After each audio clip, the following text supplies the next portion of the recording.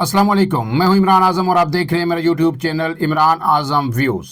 पहलगाम वाक़े के बाद पाकिस्तान का सख्त और दो टोक रद्द-ए-अमल आ गया है। इन तमाम जो इक़दामात हैं वो कौमी सलामती कमेटी के इजलास में किए गए।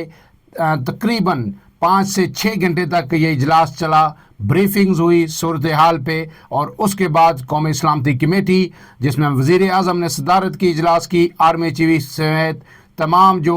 आला तरीन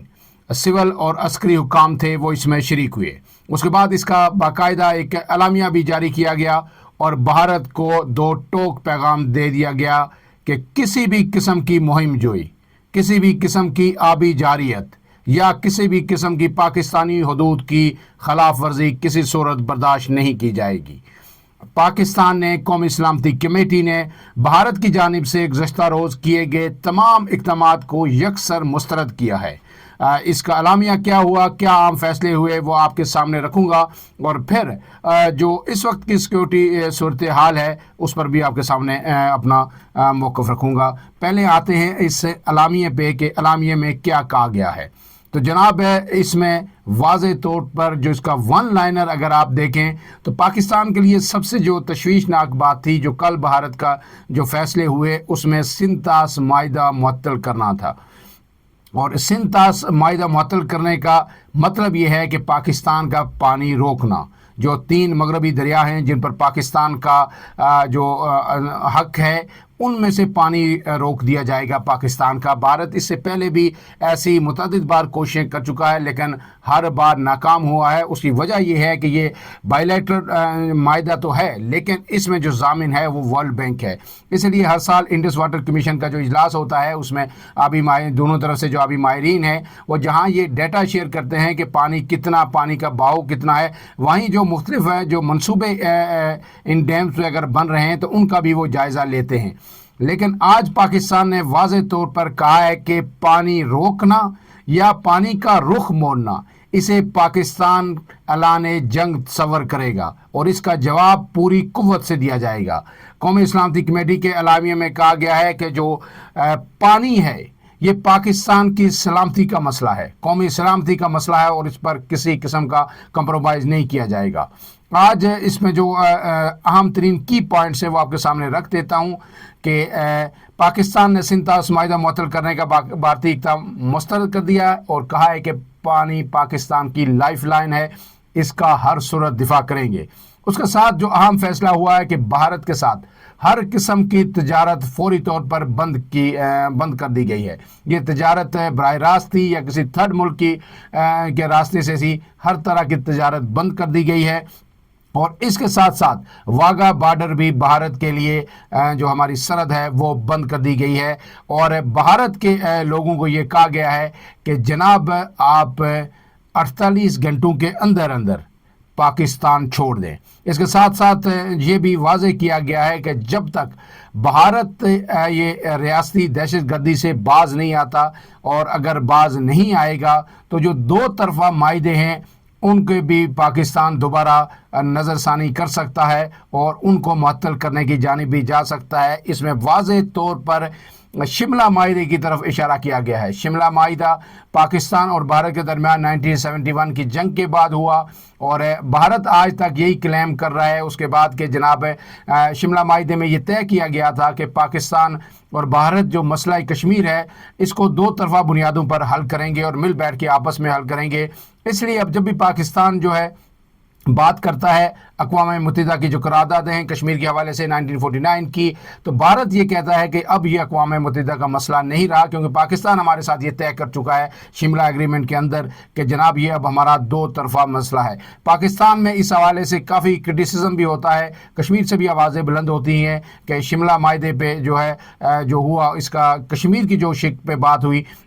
उसमें पाकिस्तान का जो कश्मीर को और पाकिस्तान को नुकसान पहुँचा। उसके अलावा शिमला माहिदे में जुल्फ़िकार अली भुट्टो ने बहुत कुछ हासिल किया था। 90,000 फौजी जो भारत में कैद थे 1971 की जंग के बाद اس کو واپس لایا تھا، جو جن علاقوں پہ بھارت نے قبضہ کر رکھا تھا وہ واپس کیے تھے۔ اس معاہدے میں ہر طرف سے پاکستان کو کامیابی ملی تھی، لیکن شملہ معاہدے پر آج تک جو ہے کئی آوازیں پاکستان سے اٹھ رہی ہیں۔ پاکستان نے اب واضح کیا ہے کہ اگر بھارت بائیلیٹرل معاہدے ختم کر سکتا ہے تو پھر پاکستان اس معاہدے کو بھی ختم کر دے گا۔ اس کے بعد جناب آگے یہ کہا گیا ہے کہ جو فضائی حدود ہے وہ بھی بھارت کے لیے ہر طرح کی بند کر دی گئی ہے، لیکن اس میں یہ واضح کیا گیا ہے کہ جو بھارتی ایئر لائنز ہیں جن کی ملکیت بھارت کی ہے یا بھارت سے ہی کلی طور پر آپریٹ کرتی ہے ان کے لیے فضائی حدود بند ہوگی۔ باقی اگر دیگر ممالک جو ہیں یا دیگر ممالک کی ایئر لائنز جو ہیں، ٹرکش ایئر لائن ہے، عرب ایمریٹس ہے، یہ اگر پاکستانی ایئر لائنز جو پاکستانی فضائی حدود باہر جانے کے لیے یوز کرتی ہیں تو وہ استعمال کر سکتی ہیں۔ بھارت کو اس سے بڑا دھچکا لگے گا، کیونکہ اگر پاکستان فضائی حدود بند کرتا ہے تو ان کے اخراجات جو ہے بڑھ جائیں گے۔ اگر الٹرنیٹ وہ روٹ لیتے ہیں تو 2 سے 2.5 گھنٹے کی مسافت ایکسٹرا ہوگی، تو پھر ڈیفینیٹلی جو پیسنجر ہے وہ دوسری ایئر لائنز پہ ٹرانسفر ہو جائیں گے۔ اب اس کے ساتھ ساتھ جو کہا گیا ہے کہ جناب جن لوگوں نے بھی ویزے لے رکھے ہیں تو وہ ویزے اب ان کے ختم ہوتے ہیں اور لہٰذا 48 گھنٹے کے اندر چھوڑ دیں۔ اس کے بعد جو بھارتی ہائی کمیشن میں تعینات دفاعی، بحری اور فضائی مشیر ہیں ان کو بھی ناپسندیدہ شخصیات قرار دے کر 30 اپریل تک ملک چھوڑنے کا حکم دے دیا گیا ہے، اور بھارتی ہائی کمیشن کو کہا گیا ہے کہ یہاں پہ عملے کی تعداد 30 تک محدود کر دیں۔ اس کے ساتھ ساتھ جو سارک ویزا استثنا اسکیم تھی اس کے تحت جو بھارتیوں کو ویزے حاصل تھے وہ بھی فوری طور پر منسوخ کر دیے گئے ہیں، لیکن اہم ترین ایک بات یہاں کی گئی ہے کہ 6 یاتری جو ہے یہ جو فیصلے کیے گئے اس سے مستثنا ہوں گے، وہ پاکستان آ سکتے ہیں۔ اس کے بعد جو جناب جو ایک عام واضح پیغام دیا گیا اس کے اجلاس کے آخر میں کہ پاکستان اور اس کی مسلح افواج اپنی خود مختاری اور علاقائی سالمیت کا تحفظ مکمل طور پر کرنے کی صلاحیت رکھتی ہیں، ہر قیمت پر کیا جائے گا اور جواب اسی طرح دیا جائے گا جس طرح